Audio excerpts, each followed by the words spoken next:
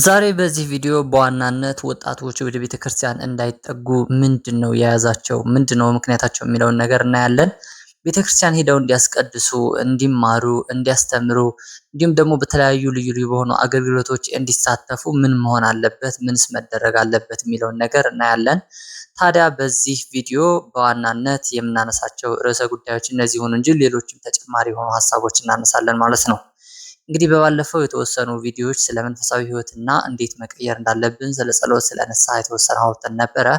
ይህ ቪዲዮ ከዛ የቀጠለ ነው። እንግዲህ በእርግጠኝነት ይህ ቪዲዮ በጣም ለብዙ ወጣቶች ይጠቅማልና ይህንን ድምጽ የምትሰሙ ሰዎች ሁሉ በእግዚአብሔር ስም ለምናችኋለሁ ሼር እንድታደርጉልኝ እንድታበረታቱ እንፈልጋለሁ።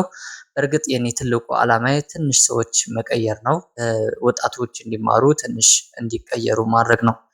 ታዲያ ወደ ሀሳቡ ልውሰዳችሁና እንግዲህ በዛሬው ቪዲዮአችን በዋናነት እነዚህን ነገሮች ቀደም ብለን ያነሳናቸው እናያለን ማለት ነው። እስከ ቪዲዮ ፍጻሜ ድረስ አብራችሁን ቆዩ። አዲስ የሆናችሁ ሰዎች ካላችሁ ደግሞ ሰብስክራይብ በማድረግ አበረታቱኝ። እንደ አንድ ወጣት ወደ ቤተክርስቲያን እንዴት መቅረብ እንችላለን የሚለውን ጥያቄ ዛሬ በዋናነት እናነሳለን ማለት ነው። በአሁኑ ጊዜ ብዙ ወጣቶች ከቤተክርስቲያን የሚርቁባቸው ምክንያቶች ውስብስብና ብዙ ቢሆኑም ግን የተወሰኑትን እናንሳና በተለይ ጀነራል የሆነውን ለብዙ ወጣቶች ጥያቄ የሆነውን ነገር እናነሳለን ማለት ነው። በዋናነት የሚከተሉት ነጥቦች በምክንያት ይጠቀሳሉ። እንግዲህ ብዙ ወጣቶች እንደ ምክንያት የሚያነሷቸው ምንድናቸው የሚባለውን ነገር እናያለን። የቴክኖሎጂና የማህበራዊ ሚዲያ ተጽዕኖ የመጀመሪያው ነው። እንግዲህ ቴክኖሎጂና ማህበራዊ ሚዲያ ተጽዕኖ ምንድነው የሚለውን እንየው። በአሁኑ ዘመን መረጃ በስልክ በሰከንዶች ውስጥ ይገኛል። ብዙ ወጣቶች መንፈሳዊ ትምህርቶችን፣ መዝሙራትን፣ ስብከቶችን በአካል ተገኝቶ ከመስማት ይልቅ በዩቲዩብ እንዲሁም በተለያዩ ማህበራዊ ሚዲያዎች ላይ በቲክቶክ፣ በፌስቡክ እንዲሁም በኢንስታግራም ጭምር የተለያዩ የመንፈሳዊ ይዘት ያላቸው ነገሮች ይተላለፋሉ። ታዲያ እነዚህ መንፈሳዊ ይዘቶች ቤተክርስቲያን ከሚቀርቡት ጋር ምንም እንኳን የትምህርት ልዩነት ባይኖራቸውም ግን የጥራት ልዩነት አላቸውና ብዙ ወጣቶች ቤተክርስቲያን እንዳይሄዱ ምክንያት ይሆናሉ ተብሎ ይታመናል። ይህም የማህበር አምልኮትና የአካል ግንኙነት አስፈላጊ እንዲዘነጉ አድርጓቸዋል። ምንድነው የሆነው? ቤተክርስቲያን ውስጥ ሲሄዱ ዩቲዩብ እና ኢንስታግራም ወይም ቲክቶክ ላይ የሚያገኙት አይነት የስብከት ጥራት ያለው የትምህርት ኳሊቲ ይቀረዋል። ቤተክርስቲያን በየአጥቢያቸው ሄደው የሚያገኙት ትምህርት ማለት ነው። ታዲያ ይህ ነገር ምንድነው? እንዴት ነው እየያዘብን ያለው የሚለውን ነገር በጣም አሳሳቢ የሆነ ነው። ታዲያ የቴክኖሎጂ እና የማህበራዊ ሚዲያ ተጽዕኖዎች በጣም በኔጌቲቭም በፖዚቲቭ መንገድ የሚታይ ነገር ነው። ኔጌቲቭ በሆነ መንገድ ስናየው ብዙ ወጣቶች በጣም ረዥም ሰዓታት ያሳልፋሉ። ብዙ ነገሮችን ያያሉ።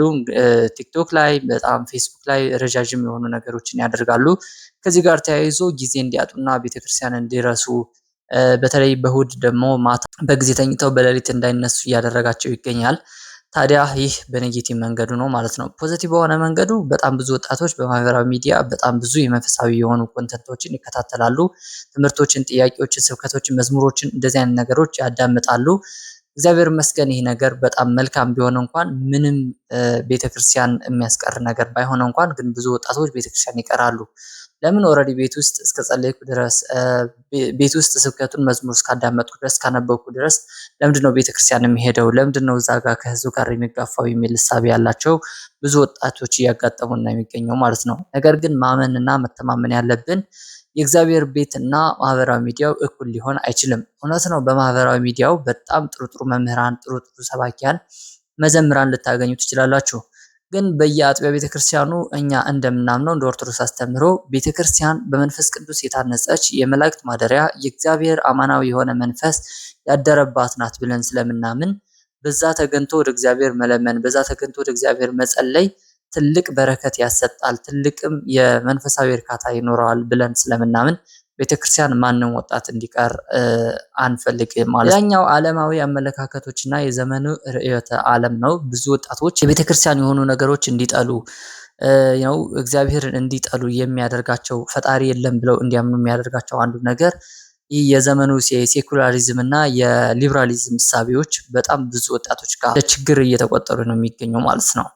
ምንድናቸው እነዚህ እሳቤዎች የሚለውን ነገር እንግዲህ በተለይ በኢትዮጵያ ስታንዳርድ ስናወራ በ1970ዎቹ አካባቢ ጀምሮ በተለይ በደርግ ጀምሮ የመጡ እሳቤዎች ናቸው። ያኔ የሶሻሊዝም እና የሊበራሊዝም እሳቤዎች በጣም እየተስፋፉ የመጡበት ሰዓት በመሆኑ ብዙ የዩኒቨርሲቲ ተማሪዎች በጣም ብዙ የሀገሪቱ ምሁራን ነን ባዮች ቤተክርስቲያን እንዳይሄዱ፣ ወጣቶች እንዳያስቀድሱ፣ ወጣቶች ቤተክርስቲያን ውስጥ እንዳይሄዱ፣ ቤተክርስቲያንና ወጣቱ በአጠቃላይ ጋፕ እንዲኖረው እንዲለያዩ የማድረግ ነገር ነበረ ማለት ነው። ይህ ደግሞ የሆነበት ምክንያት እንግዲህ መንፈሳዊ ህይወቶች ወይም ደግሞ መንፈሳዊ አስተምህሮቶች ሰው እንዳይሰራ፣ እንዳይለወጥ፣ ዘመናዊ የሆኑ ነገሮችን እንዳያደርግ ታደርጋለች ቤተክርስቲያኗ በማለት ይናገሩ ነበረ የወቅቱ ምሁራን ማለት ነው። ከምዕራባውያን እና ከተለያዩ ሀገሮች የሚመጡ እሳቤዎችን ከአንድም በሌላ መንገድ ይቀበሉ ስለነበረ እንደዚህ አይነት ነገሮች በጣም ይስፋፉ ነበረ ማለት ነው። ታዲያ ከዛ ጊዜ ጀምሮ ብዙ ወጣቶች እንደዚህ አይነት አተያይ በተለይ በመጽሐፍቶቻቸው እየተጻፉ በጣም ብዙ ምሁራኖቻችን የምንላቸው ይጽፉ ስለነበረ እስከዛሬም እንግዲህ ተጽዕኖ እንዳለ ነው ማለት ነው። እንግዲህ ይህንን አይነት እሳቤዎች ለመረዳት የተወሰኑ መጽሐፍቶች መጥቀስ ሊኖርብን ይችላል። ያኔው የተማሪዎች እንቅስቃሴ ያ ትውልድ በሚለው መጽሐፍ እንዲሁም ደግሞ የተለያዩ የታሪክ ጸሐፍቶቻችን እንደጻፉት ያኔ ጸሐፊዎች እንግዲህ ለትውልዱ ያስተላለፉት በጣም እንደ ካንሰር አሁንም ድረስ አለቅ ያለን የርዕዮተ ዓለም እና የሴኩላሪዝም እሳቤዎች እንዲሁም ደግሞ የሊበራሊዝም እሳቤዎች አሁንም ድረስ ቤተክርስቲያኗ ኋላ ቀር ናት ብለው የሚያስብ ትውልድ እንዲፈጠር አድርጓል ማለት ነው። የፈለኩትን የማድረግ መብት አለኝ የሚል ቤተክርስቲያን እንግዲህ ብዙ ኃጢአቶችን ከዓለም ጋር አያይዛ ትከለክላለች። እውነት ነው። ዝሙትን አታበረታታም። እንደዚህ ሰውን ማጭበርበር እንደዚህ አይነት ነገሮች ስለማታበረታታ ይህን ነገር ሲከለከሉ ወጣቶች የፈለኩት ማድረግ ነፃነትን ተገፋለች የሚል የኋላ ቀር አስተሳሰብ አድርገው ያስቧታል ማለት ነው። እውነታው ምንድነው? እንግዲህ እንደምታውቁት ነው። ብዙ የሃይማኖት መምህራን እዚህ ጋር ዲቴል ስለሚሰጡ እዚህ ጋር መግባት አልፈልግም። ሶስተኛው የተግባርና የንግግር አለመጣጣም ወይም ግብዝነት ነው። ይህ በዋናነት የሚስተዋለው በጣም ብዙ ወጣቶች ቤተክርስቲያን መጥተው ቤተክርስቲያኗ እንደ ቤተክርስቲያን ሁና ሳያገኟት ሲቀር ነው። ምን ማለት ነው? ይህ የቤተክርስቲያን አገልጋዮች በጣም ብዙ ትምህርቶችን ያስተምራሉ። በጣም በስነ ምግባር የበሰሉ እንዲሆኑ ወጣቶችን ያስተምራሉ፣ ይመክራሉ፣ ይገስጻሉ ማለት ነው። ታዲያ እነሱ በመንፈሳዊ ሕይወታቸው ደካማ ሆነው ሲያገኟቸው እንዲሁም ደግሞ በዓለማዊ ስራ ተጠምደው የማይባሉ አልባሌ የሆኑ ነገሮች ላይ እንደ ዝሙት፣ የፍቅረ ንዋይ፣ ገንዘብን መውደድ አይነት ነገሮች ላይ ወድቀው ሲያገኙ ወጣቶች ወደ ቤተክርስቲያን እንዳይመጡ ምክንያት ሊሆንባቸው ይችላል ማለት ነው።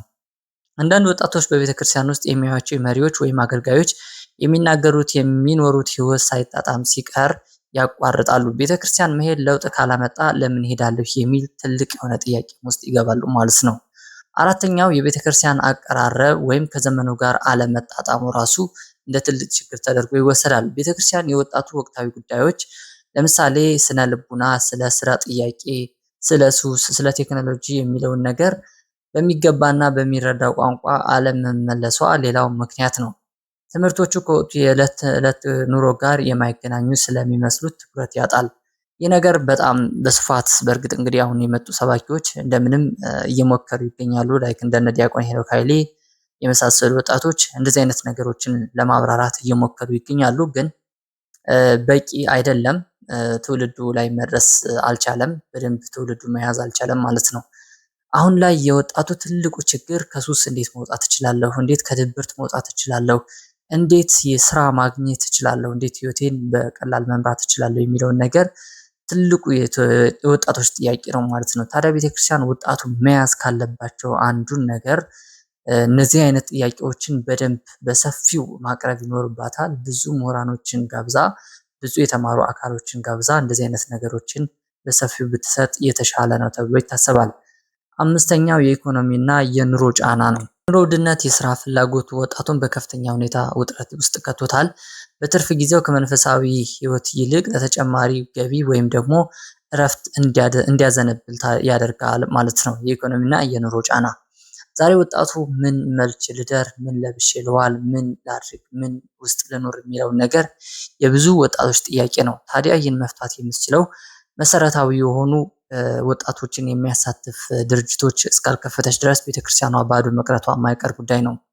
እንግዲህ እዚህ ላይ ተያይዞ እንግዲህ በባለፈው ጊዜ ካቴድራሎች እየተሰሩ ነበረ። በጣም ትልልቅ ካቴድራሎች እያስመረቀ ነበረ። እግዚአብሔር የተመሰገነ ይሁን እና እነዚህ ካቴድራሎች ከ150 እስከ 300 ሚሊዮን አካባቢ ብር የጨረሱ ካቴድራሎች እየሰራን ነው። እንግዲህ ከቅዱስ ሚካኤል ቤተክርስቲያን ጋር ተያይዞ ብዙ የሰማናቸው ጉዳዮች እንደነበሩ ታስታውሳላችሁ። ታዲያ ይህ እንዴት አድርገን እናስተካክለው የሚለውን ነገር ቤተክርስቲያን እንደ ቤተክርስቲያን ከህንፃ ቤተክርስቲያን ባለፈ ወጣቶች ጋር መስራት ይኖርባታል። ምናልባት 150 ቢያንስ 300 ሚሊዮን የሚያወጣ ካቴድራል ከመስራት 150 ሚሊዮኑ ቤተክርስቲያን ብንሰራበት 150 ሚሊዮኑ ደግሞ ድርጅቶች ሰርተን ወጣቶች ስራ የሚያገኙበት መንገድ ብንፈጥር ይህ ለቤተክርስቲያንም ለወጣትም ትልቅ መነቃቃት ይሆናል። ትልቅም ለኢኮኖሚ የጀርባ አጥንቱን ያገለግላል ማለት ነው። ቤተክርስቲያን ለቤተክርስቲያን ይህንን ካልሰራች በእርግጥ በጣም አደጋ ውስጥ ነው ያለችው ማለት ነው። እንደ ማጠቃለያ እንግዲህ 5 ሀሳቦች ነው ያነሳ ነው በዋናነት። ታዲያ ወጣቶች ከቤተክርስቲያን መራቃቸው የእምነት ማጣት ብቻ ሳይሆን የተሻለ አቀራረብና እውነተኛ ራዕይነት የመፈለግ ጥያቄም ጭምር መሆኑን ሊዘነጋ አይገባም ማለት ነው። እንግዲህ ብዙ ወጣቶች ከሚያነሷቸው የጋራ ጥያቄዎች መካከል እነዚህ 5ቱ በጣም ተጠቃሾች ናቸው። ምን አልን? የቴክኖሎጂና የማህበራዊ ሚዲያ ተጽዕኖ፣ ዓለማዊ አመለካከቶችና የርዕዮተ ዓለም አለማትስን፣ እንዲሁም ደግሞ የተግባርና የንግግር አለመጣጣምን፣ የቤተክርስቲያን አቀራረብ ከዘመኑ ጋር አለመስማማት፣ የኢኮኖሚና የኑሮ ጫና። እነዚህ በዋናነት ቤተክርስቲያን ወጣቶች እንዳይሄዱ ምክንያት እየሆኑ የሚገኙ ነገሮች ናቸው ማለት ነው። ወጣቶች ወደ ቤተክርስቲያን እንዲቀርቡና በመንፈሳዊ ሕይወታቸው እንዲበረቱ ምን ማድረግ አለብን የሚለውን ነገር እንደ ቤተክርስቲያን ቅዱሳን አባቶች እንዲህ ብለው አስተምረዋል።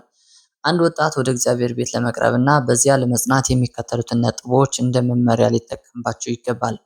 አንደኛ፣ ንቁ ተሳትፏዊ የሆነ አገልግሎት ማድረግ ሊኖርበት ይገባል። አባቶች ወጣቱ በቤተክርስቲያን ውስጥ ተመልካች ብቻ ሳይሆን ተሳታፊ እንዲሆን ያበረታታሉ። በሰንበት ትምህርት ቤት፣ በተለያዩ ማህበራት ላይ እየገቡ እንግዲህ ትምህርቶችን እንዲሳተፉ፣ በትምህርቶች በተለያዩ ተግባራት እንዲሳተፉ ያበረታታሉ።